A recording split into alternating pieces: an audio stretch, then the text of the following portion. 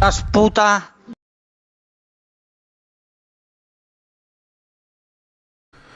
Muy buenas a todos, señores. Aquí estamos con el primer vídeo de varios, ¿no? Vamos a probar un nuevo formato.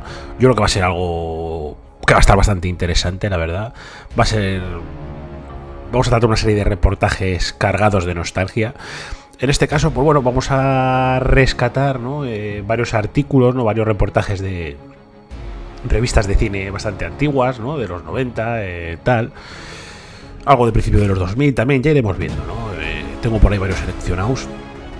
Pero bueno, creo que va a ser algo, ya digo, sobre todo cargado de nostalgia, ¿no? De frescor y tal. Y creo que va a ser muy interesante rescatar esta serie de reportajes, porque dan detalles bastante interesantes, ¿no? Y también es bueno saber cómo se hablaba de ciertas estrellas, ¿no? En aquel momento, ¿no? Sin tener toda la trayectoria que tienen en la actualidad y demás, y ver lo que se comentaba en aquellos años, ¿no? O sea que yo creo que tanto para la gente que tuvo su infancia, adolescencia en los 80, en los 90 o tal, creo que esto va a ser, unos episodios bastante interesantes. Así que bueno, en este caso vamos a rescatar un reportaje escrito por Marc Shapiro de la revista Acción Héroes, el número 2, ¿no? Una revista de 1991, en concreto del mes de febrero, o sea que muy de principios del 91. Cada uno que recuerde, ¿no? Lo que le recuerda ese año, ¿no? O lo que había por ahí por ese año, ¿no? En cuanto a cine y demás. Y bueno, en este caso vamos a hablar de un actioner de color, ¿no? Un tipo, ¿no?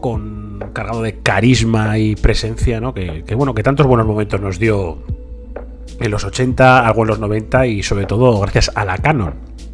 Es cierto, ¿no? Que este hombre también, pues hay que reconocer que casi siempre tenía papelitos secundarios, era el amigo, el compañero de color del protagonista y tal, pero sí que es cierto también que cuando salía, nunca pasaba desapercibido, y incluso hubo algún que otro protagonista que se sintió amenazado, ¿no? Por la presencia de este gran actor, porque parece que le quitaba protagonismo, ¿no? Y eso, pues bueno, llevó a que este tío, pues con su carisma y tal, cada vez que salía, pues se comía la pantalla, ¿no? Saliese con quien saliese, ¿no? Si le veíamos con Michael Dudikoff, ¿no? Parece que le acababa arrebatando protagonismo a Dudikoff, ¿no? Y cuando aparecía con Chuck Norris o con Carradine, ¿no? Pues ahí estaba y siempre decías, coño, qué bien, ¿no? Estas estrellas, digamos, con un tipo como Steve James, ¿no? Qué carisma, ¿no? Qué presencia, señores. Así que nada, metámonos de lleno en el reportaje, ya vuelvo a repetir, escrito por Marc Shapiro, que la verdad que es muy, muy interesante, señores, muy interesante, la verdad. Sí, cójanse su cervecita fresquita o lo que sea, su bebida energética o lo que quieran, y pónganse cómodos y disfruten de este gran reportaje. En primer lugar, pues aquí tenemos una imagen en grande, ¿no? Del bueno de Steve James con su sombrero de copa, ¿no? Con su gabardina y apuntando con su revólver. Y como aquí bien dice, ¿no? Steve James apuntando con su arma, como el cazador callejero Logan Blade, en un western urbano, en la tradición de por un puñado de dólares. Juguemos a localizar a Steve James. ¿Recuerdan de Wiz el mago? La escena del puente. El segundo por la derecha. Oliver's Story, historia de Oliver, la escena de multitudes en la parte baja de la ciudad. Wolfen, lobos humanos. Bueno, creo que ya lo han captado, ¿no es así? Durante la primera etapa de su carrera, Steve James trabajó en muchas películas donde no había tiros, puñetazos o patadas. Pero el actor afirma que tras ese sistema de escoger papeles que parecen fruto del azar, había un método. Hacía esos papeles para irme abriendo paso en la industria, dice James, y llegar a la posición en que realmente podría hacer lo que quería. Y lo que James ha acabado consiguiendo en una carrera de 11 años, con más de 20 películas, es situarse como uno de los héroes del cine de acción más interesantes y en los que más se puede confiar. James, apodado el Rambo Negro por un crítico, no pretende afirmar que sus trabajos, películas como American Ninja, El Guerrero Americano, Delta Force o El Exterminador, o la que ha interpretado Street Hunter, Cazador Callejero, no estrenada en España, actualmente sean grandes obras de arte. Pero, ¿quién ha dicho que las películas de acción sean un arte? Replica. Son fantasías gracias a las que el público puede escapar de la vida real durante un par de horas, y creo que soy perfecto para esa clase de películas. A mi agente le gustaría que fuese el nuevo Sidney Poitier, pero yo no paro de repetirle que lo que quiero es ser el nuevo Jim Brown, dice riéndose. James tiene un sentido del humor y un entusiasmo capaces de encontrar un motivo de broma hasta en la observación más seria. Las dos facetas del actor chocan entre sí como su puño con el rostro de un ninja cuando nos explica por qué ama tanto la aventura. Me encanta rodar secuencias de acción realmente duras. Si hay un verdadero elemento de peligro, la adrenalina empieza a fluir. Rodamos una de esas escenas cuando hacíamos Poe, The Escape, más allá de las líneas enemigas. Yo iba en la parte trasera de un camión que avanzaba por la ladera de una colina. Estaba disparando un M60 y el conductor me dijo que si nos acercábamos demasiado a la cuneta tendría que saltar porque había un auténtico peligro de caer rodando por la colina. Saberlo me proporcionó esa fracción de energía extra que me permitió interpretar la escena de la forma más emocionante posible. James nació en Nueva York. Su padre era músico y su madre bailarina. La familia James lleva mucho tiempo estando relacionada con el mundillo del espectáculo y de niño, Steve James parecía dispuesto a romper con la tradición. Quería ser bombero, dice James. De niño era bastante revoltoso y me gustaba ser el centro de la atención, pero la idea de interpretar no me atraía. Cuando los chicos de la manzana jugaban a la guerra, yo siempre era el último en morir, pero en el ambiente donde crecí no había nada que hiciese pensar que terminaría haciendo lo que hago ahora. Todo eso cambió a los 13 años de edad, cuando un Steve James, que ya estaba enamorado de programas televisivos como The Ram Rider, Death Patrol y The Lone Ranger, el llanero solitario, entró en un cine y vio From Russia with Love, desde Rusia con amor. Aquella película cambió su vida para siempre.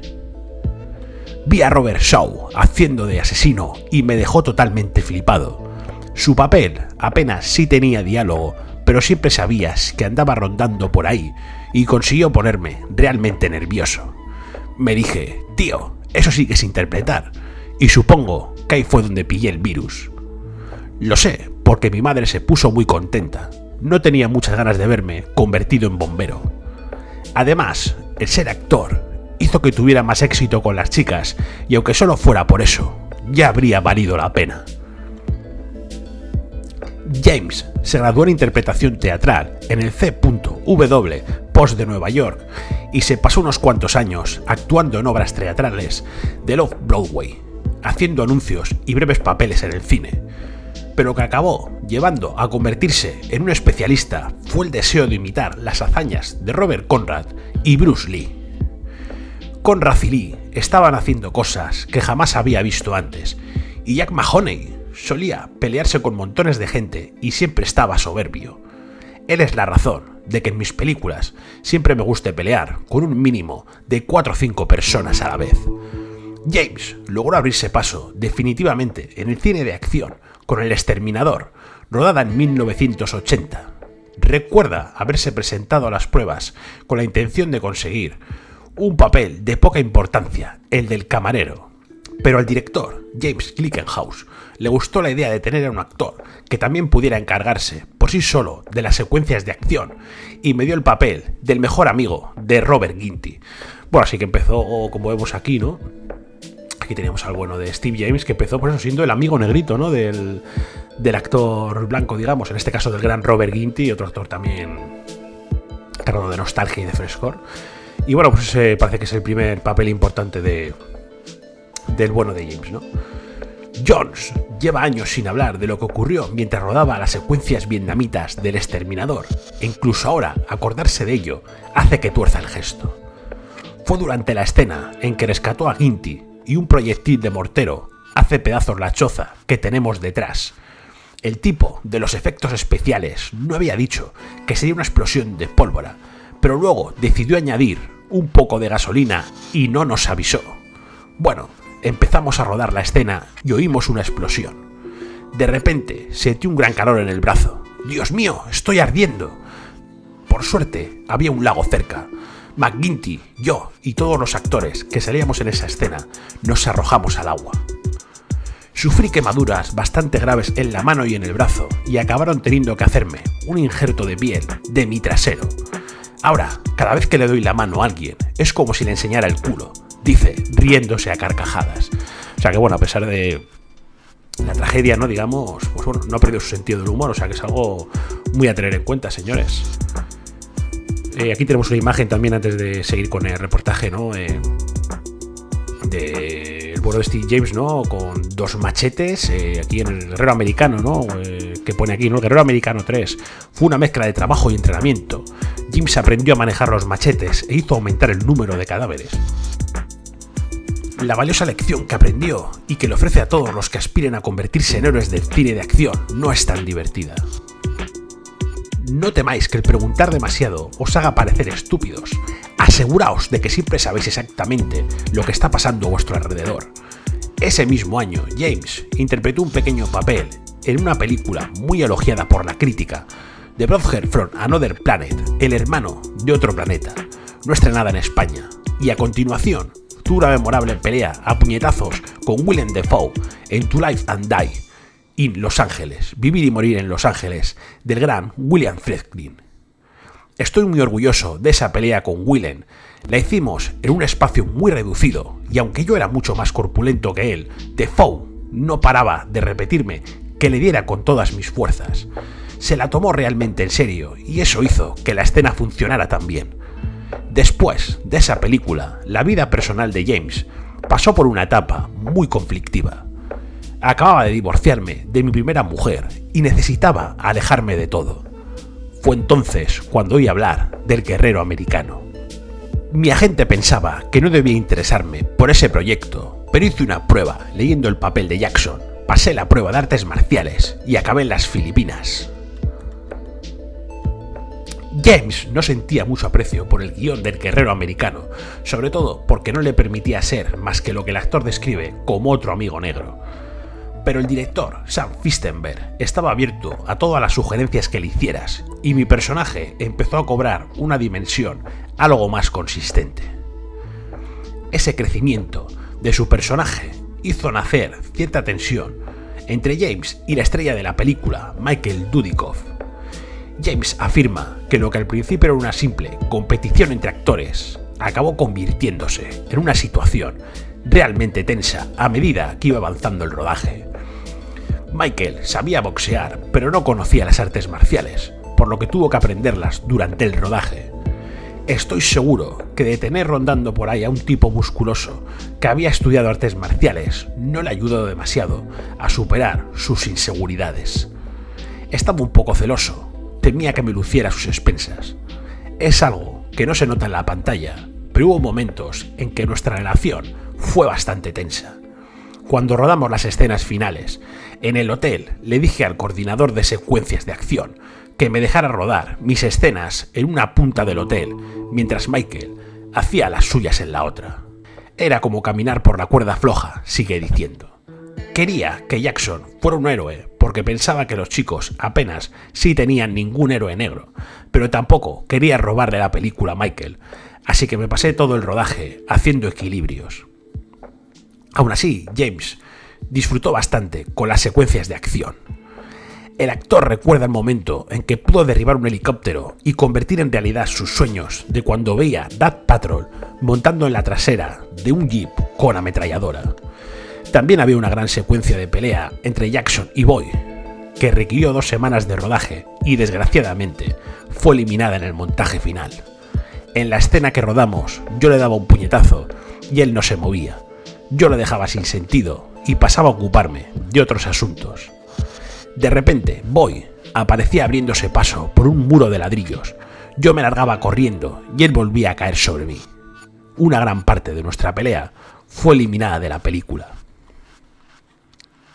Y bueno, aquí tenemos una imagen también aquí de Steve James al lado de David Carradine, ¿no? En una película también muy mítica, ¿no? Y aquí comenta, ¿no? Pues ir en la parte trasera de un jeep, como en Más allá de las líneas enemigas, con David Carradine al lado, hizo que el actor se acordara de una serie televisiva que le encantaba, The Rat Patrol. Así que era una película también muy interesante, más allá de las líneas enemigas, la verdad que... Ya digo, tiene un papelito secundario aquí el bueno de Steve James, pero muy interesante, ¿no? La verdad que estamos deseando, ¿no? Cada vez que le vemos, coño, que se junte más con Carradine, ¿no? Y ver en acción, porque... Joder, no sé, a mí personalmente David Carradine me gusta, pero esta película, no sé, si lo hubiese protagonizado quizás Steve James, como mínimo hubiese mantenido el mismo frescor.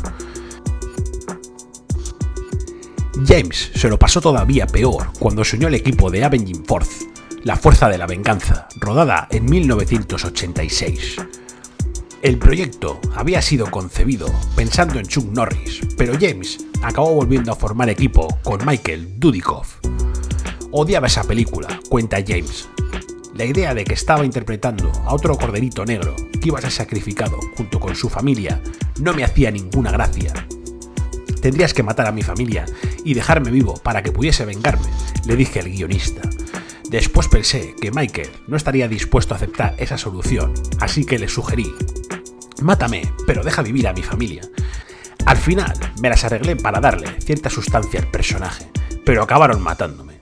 Lo único bueno de hacer la película fue que pasé una temporada en Nueva Orleans, comiendo estupendamente y en compañía de algunas mujeres soberbias. James tuvo que tragar mucha arena en Delta Force, pero afirma que valió la pena porque pudo trabajar con Chuck Norris y Lee Marvin. La película le permitió volver a trabajar como especialista en la escena en que Norris salta de una moto para agarrarse a la cuerda que James le tiende desde el avión en movimiento. El actor / especialista también recuerda riéndose que el director, Menahem Golan, estuvo a punto de conseguir que se volviera loco. Menahem es la clase de director que hace una toma y yo no estaba acostumbrado a eso. Un día rodamos una escena en la que Lee y yo nos arrastramos junto a una alambrada. Dije mi frase de diálogo y Menahem dijo: corten. De acuerdo, sigamos.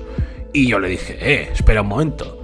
Bueno, Lee se volvió hacia mí y me dijo: mira, si le gusta y no pone pegas, limítate a coger el dinero y a salir corriendo, tío. A mediados del rodaje, James empezó a preocuparse, pensando que para ser una película de acción todavía no había visto demasiada. Empecé a hacerle la vida imposible a Menahem porque aún no había tenido ocasión de pegarle un tiro a nadie. No te preocupes, ya tendrás tu momento, me dijo. Acabaron escribiendo una escena donde los terroristas entran en un edificio y Chuck y yo les hacemos picadillo con el lanzacohetes. Después de haber dado la escena, Golan vino hacia mí y me dijo: bueno, ¿te lo has pasado bien? Y ahora deja de molestarme. James tuvo acción más que suficiente en Más allá de las líneas enemigas. Según él, lo que fallaba era el guión. La Canon tiene una forma bastante extraña de hacer las cosas, dice James, sin andarse con rodeos. Cogen un buen guión y lo reescriben para ajustarlo al presupuesto. Cuando recibí el guión pensé: ¿dónde está la historia? Pero no queríamos abaratar los costes porque el Vietnam no fue como la Segunda Guerra Mundial. David Carradine y el director estaban de acuerdo en que nuestros personajes debían ser humanos y no tan excesivamente heroicos, y empezamos a rodar la película guiándonos por ese criterio, hasta que un día el director recibió un telegrama de la Canon que decía: quería un Volkswagen y me estás fabricando un Rolls Royce, acabad la puta película. Los jefazos querían más acción y acabamos teniendo que rodar escenas adicionales después de haber completado el rodaje en las Filipinas. La rodamos en el norte de California, en pleno invierno, y como ya había interpretado las escenas anteriores enseñando el pecho, acabé con las pelotas heladas. James apenas había dejado de temblar de frío cuando le llamaron para volver a interpretar el papel de Jackson en El Guerrero Americano 2. Accedió a hacerlo bajo ciertas condiciones. Le dije a Sam Fistenberg, el director, que después de lo que me hizo en La Fuerza de la Venganza, me debía un favor. Le dije que quería más peleas y más humor y que Jackson no era un eunuco, así que quería por lo menos una escena con una chica. James consiguió todo eso y más, y afirma que aunque la segunda película no fue la mejor de la serie, sí fue aquella donde su personaje está mejor tratado. Bueno, esto es una aclaración mía: si no es la mejor de la serie, es una de las más divertidas, y si no está al nivel de la primera, está muy, muy similar, porque ya luego la tercera y la cuarta yo creo que bajan ya un poquito el nivel. O sea que la 2, si es que no es la mejor de la serie, cuidado, porque creo que es de las más entretenidas y dinámicas. Mi pelea con el ninja en el pasillo salió realmente bien, explica. Nos atizamos realmente duro y estuvimos doloridos durante unos cuantos días. También me lo pasé muy bien rodando la pelea en el bar. ¡Venga, volved a pegarme!, gritaba, igual que un crío. Su relación con Michael Dudikoff también mejoró bastante. Cuando volvió a verme en el rodaje, tengo la impresión de que no sintió que mi presencia fuese una maldición. Cuando trataba con él, seguía caminando por la cuerda floja, pero ya nos habíamos visto unas cuantas veces entre rodaje y rodaje y aprendimos a conocernos mejor el uno al otro, así que las cosas, esta vez, resultaron mucho más sencillas. Su siguiente aventura llegó con el papel de Kung Fu Jones en I Am Gonna Get You Suck. Acabaré contigo, capullo, no estrenada en España. La mezcla de comedia y acción permitió que el actor viera cumplido otro sueño que había acariciado desde pequeño. Por desgracia, James cuenta que sus mejores secuencias de la película fueron considerablemente recortadas. Había una escena en la que acudo a un burdel y acabo metiéndome en una pelea de artes marciales con un tipo y mientras peleamos no paramos de hablar el uno con el otro y la conversación resulta muy divertida. También cortaron la escena donde lucho con los policías. En la primera versión meto la mano en el bolsillo y empiezo a sacar montones de armas. Después saco un sombrero de copa y una varita mágica y finalmente saco un conejo del sombrero y los policías aplauden antes de dispararme. Fue demasiado. El Guerrero Americano 3 también fue demasiado, aunque no por las mismas razones. Dudikoff había sido reemplazado por David Bradley, quien tenía los mismos problemas de inseguridad que antes habían acosado al bueno de Dudikoff. Añádase a eso la falta de guión, literalmente no había guión, y se tendrá una película muy condenada a la desgracia. No sé, hablar de ella quizás sea como morder la mano que me dio de comer. Y comí bastante bien gracias a ella, dice James, cuando se le pide que haga un comentario global de la serie. Acabé hartándome de ver a tipos que no eran asiáticos haciendo exhibiciones de artes marciales. Se supone que los sistemas de combate de los ninjas son algo súper secreto, pero esas películas te daban la impresión de que todos los blancos del mundo los conocían. Y tampoco me gustaba la idea de que todos los ninjas asiáticos eran malos. Estábamos haciendo historietas de ninjas y supongo que hasta cierto punto funcionaban, pero el problema es que no eran reales. Su proyecto más reciente ha sido Street Hunter, donde ha coescrito el guión junto a John Gallagher, el director y colaborador de Fangoria. James la describe como un western urbano en la tradición de por un puñado de dólares. La película gira en torno a un ex policía convertido en cazador de recompensas que persigue a un mercenario fascista, Red Brown. Nuestro héroe no tarda en ver cómo los cadáveres se acumulan a su alrededor y acaba metido en una guerra entre las pandillas de la droga. El guión había sido escrito pensando en un presupuesto de $3 millones, pero el patrocinador solo estuvo dispuesto a arriesgar $1 millón. Habíamos pensado incluir más tiroteos y menos peleas porque no tenía apenas ganas de meterme en líos. Lo único que quería era matar gente, dice James riéndose. Pero cuando nos recortaron el presupuesto, John me dijo: creo que tendrás que pelear con las manos. Pensé que podría rodar casi todas las escenas sin demasiados problemas, pero al final de la película había una pelea con 8 tipos y no tenía ni idea de cómo hacerla. Acabé decidiendo prescindir de ella, pero el coordinador de las secuencias de acción me dijo que tenía algunas ideas. Le expliqué que necesitaba ayuda, pusimos manos a la obra y acabó saliendo bastante bien. El resultado final fue un homenaje a las películas de artes marciales chinas, con un impresionante repertorio de puñetazos, fintas, volteretas y patadas. Rodamos los 40 segundos de acción en 2 horas, dice James muy orgulloso. Lo rodamos en 3 segmentos independientes y cada uno contiene unos 20 movimientos. Realmente fue una escena de lucha muy ambiciosa. Por desgracia, su alegría no duró mucho. La MPAA sabe cómo aguar en la fiesta a cualquiera. Le dieron una X de calificación diciendo que era demasiado violenta y yo les dije: es ridículo. En esta película solo mato a 14 personas, hago de bueno, interpreto a un héroe modelo que ni tan siquiera suelta tacos, y al final tuve una idea. Cuando John y yo volvimos a presentarnos ante ellos para apelar, les pregunté: no nos habrán puesto la X porque el héroe es negro, ¿verdad? Los de la MPA empezaron a tartamudear y dijeron que eso no tenía nada que ver. Pero, ¿sabe una cosa? Al día siguiente cambiaron de opinión y sustituyeron la X por una R.